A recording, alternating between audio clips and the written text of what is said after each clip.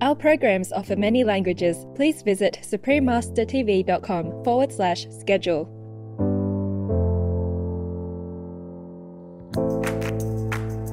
With Peanut's Wellbeing Sanctuary, anyone that suffers any trauma or anything bad in their life, they can come here and they can use the property to overcome those traumatic experiences. Supreme Master Ching Hai joyfully present the Shining World Compassion Award to Peanut's Wellbeing Sanctuary with a humble contribution of $10,000 to support its benevolent work of protecting animals and healing children. With all admiration, love, and gratitude, may God always bless you abundantly. Please continue watching to find out more.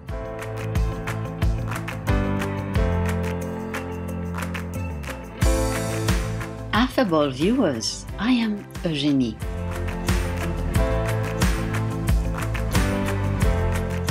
The wonderful people of Saint-Barthélemy would like to say bienvenue to you, meaning welcome in French, the official language of Saint-Barthélemy.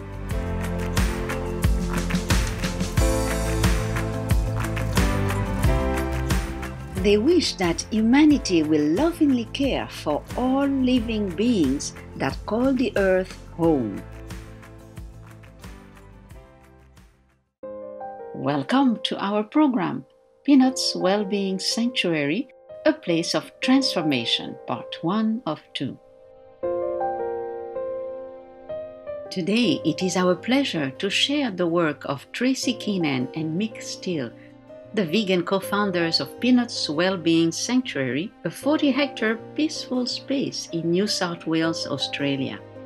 At this nurturing and fun-filled haven, established to help end the cycle of child and animal abuse, rescued animals are given a caring, forever home. Magic certainly happens here when children from dysfunctional and neglected backgrounds visit and interact with the animals. The sanctuary is named after Tracy and Mick's granddaughter. We nicknamed her Peanut. When we first started, we actually went to a property where there had been a lot of animal abuse.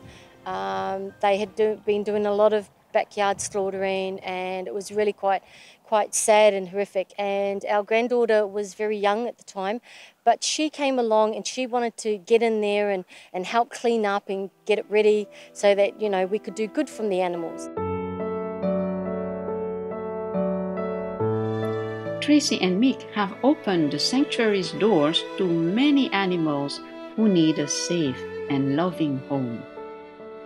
We've got a lot of the stock animals, like bulls and horses, pigs, sheep, goats, ponies, that are generally part of families as pets as they grow up, and then they've got to move.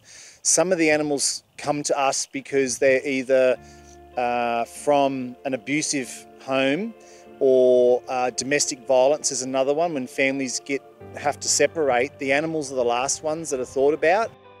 Children from traumatic backgrounds are regularly invited to visit the sanctuary. The kids relish the chance to interact with the animals who are pivotal in their healing experience. Tracy recounts how she initially discovered the therapeutic nature of animals during her youth.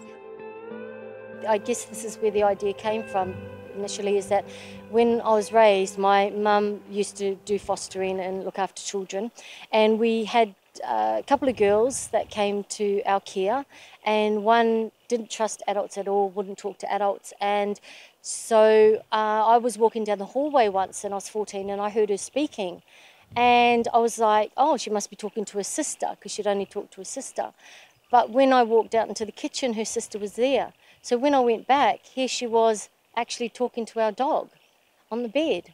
So when the caseworker and that come, I said, talk to the dog, because she might talk through the dog, and that's how they actually learned to communicate with her, until she trusted humans again. The youngsters seem to intrinsically sense that the animals are trustworthy and gentle, which has remarkable benefits. Well, with Peanut's Wellbeing Sanctuary, anyone that suffers any trauma or anything bad in their life, they can come here and they can use the property to overcome those traumatic experiences. With the children, because they generally don't have anybody to speak to, they're kind of bottled up, keep it inside. When they do start to express themselves, they can come here and they're not judged, they're not picked on or bullied, they're made to feel part of the family and the whole experience of Peanuts. And a lot of kids will open up, they start to open up with different animals that they're interacting with. As well as interacting with the sweet animals at Peanuts, the children engage in other activities that help to build their self-confidence and life skills. When we have camps and outings for the kids to come out here, we have lots of different activities that the kids partake in, and one of those activities is to use the kitchen and show the kids how to cook basic meals with basic ingredients that most homes have, and they take those skills home with them. They cook for other family members, but some kids don't have anyone to show them how to cook as they grow up. So they literally do take those skills into early adulthood with them. And I believe if you ask them, they'll say, "Oh, I learned to cook at Peanuts." The youth are delighted to learn that no animals are used when cooking at the sanctuary. The reaction from the children, and not one has not liked the food. So the reaction from them is like a little bit of disbelief in the beginning that no animals were harmed, but then you can see they're happy about it. They get excited. They're like, oh, so the animals that I've just met, you know, they didn't have to die for this meal. No, they didn't. Eating vegan meals sends such a powerful message to the children and every Peanuts visitor. It is an example of how we can exercise kindness and care in our everyday actions. For us, being vegan, it's part of the whole cycle of things. So we don't want to harm animals because we protect our animals, we love our animals. So it seems kind of contradictory to still eat the animals. So being vegan, which we both did like naturally off our own back, it's part of the whole experience of coming to Peanuts, so that you eat vegan food, you hang out with the animals and hear their stories, and you can actually see the food chain, it gets broken with us. So being plant-based and letting people experience the plant-based food that we eat, they can have that separation between wanting to eat the animals and actually caring for them at the same time. And if you're trying to show children in that empathy and compassion, which is generally a lot of what they haven't seen, you show it in a nice way. You say, well, these are the animals that you can love and you can care for them. You can't show that if you're serving up animals that have been slaughtered and killed. It is contradictory to the message that you're trying to send. So you can show them an alternative, because a lot of these children don't get shown an alternative way of living where you can live compassionately, and you don't have to slaughter animals to survive or be healthy. Through working with the youngsters, Mick and Tracy have been surprised at times that some of the kids are genuinely unaware of where their food comes from. We had a group of children come and there was a 14-year-old boy, and he started arguing with another child, and I went up to see what was going on, and this boy kept saying, "That's not my steak." They were looking at our bulls, Nugget and Panda, and the other boy was going, "Yes, that's our steak, that's what you eat at night." And the boy just turned around and said, "That's not my steak, Mum gets it from Woolies."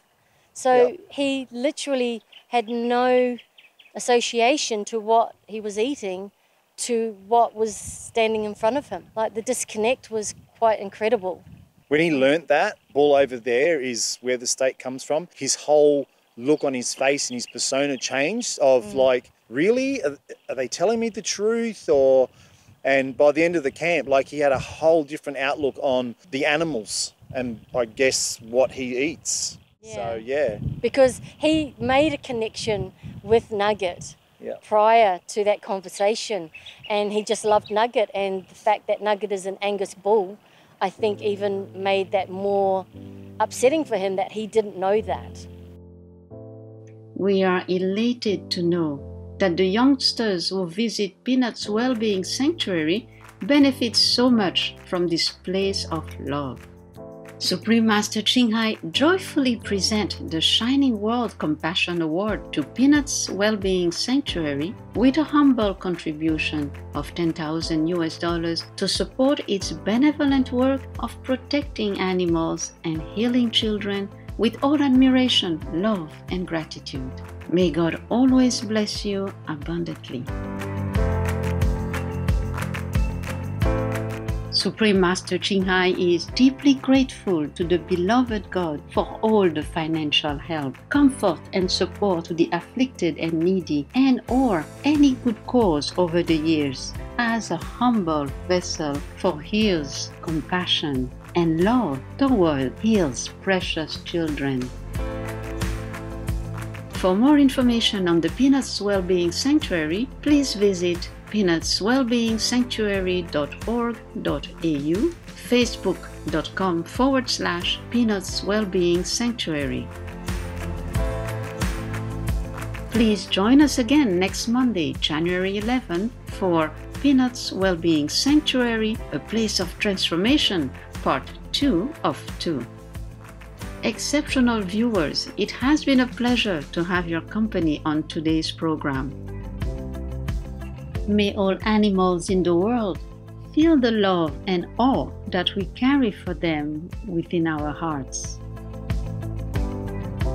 Our programs offer many languages. Please visit suprememastertv.com/schedule and suprememastertv.com/GPGW. Nos programmes offrent plusieurs langues. Veuillez visiter suprememastertv.com/schedule y suprememastertv.com/GPGW. Nuestros programas ofrecen varios idiomas. Visiten suprememastertv.com/schedule y suprememastertv.com/GPGW. Programele noastre oferă multe limbi. Vă puteți uita pe suprememastertv.com/schedule și suprememastertv.com/GPGW.